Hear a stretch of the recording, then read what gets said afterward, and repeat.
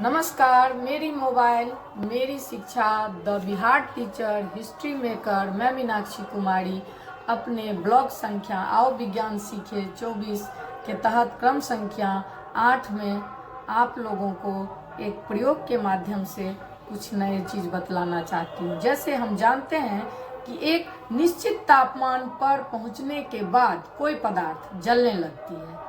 आइए अब हम देखते हैं कि जलने के लिए और क्या क्या शर्त चाहिए या क्या क्या होना जरूरी है। इसके लिए एक छोटा सा प्रयोग। हमने एक मोमबत्ती लिया, अब हम इसको जलाते हैं।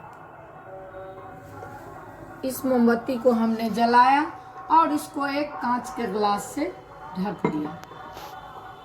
हम देखेंगे कि कुछ देर बाद ये मोमबत्ती बुझ जाती है। देखिए, कुछ देर बाद ये मोमबत्ती क्या हो गई, बुझ गई। अब हम यही चीज फिर से दोहराएंगे। फिर से हम मोमबत्ती जला के जार को ग्लास को उससे ढकेंगे। फिर जब वो बुझने की स्थिति में आएगी फिर हम ग्लास हटा लेंगे। देखते हैं कि वह मोमबत्ती की लौ फिर अपने वापस इस अपने पूर्व की स्थिति में आ जाती है या बुझ जाती है। अब हमने इसको जलाया और इसको फिर शीशे के ग्लास से ढक दिया। जब ये बुझने की स्थिति में आई फिर हमने इसको हटा दिया।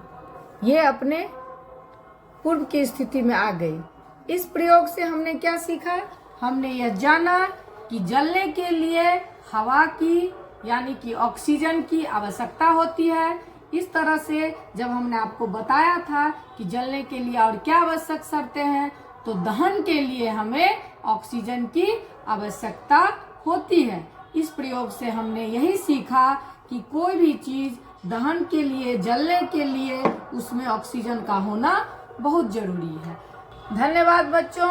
अब आप अपने कमेंट करके यह हमें बताइए कि कौन कौन सी पदार्थ जलनशील है। हम जितने भी पदार्थ देखते हैं अपने अगल बगल, आस पड़ोस, अपने घरों में, उसमें से कौन कौन सी पदार्थ जलनशील है और कौन कौन सी पदार्थ जलनशील नहीं है, यह अपने कमेंट में आप हमें बताइए और हमारे वीडियो को देखिए।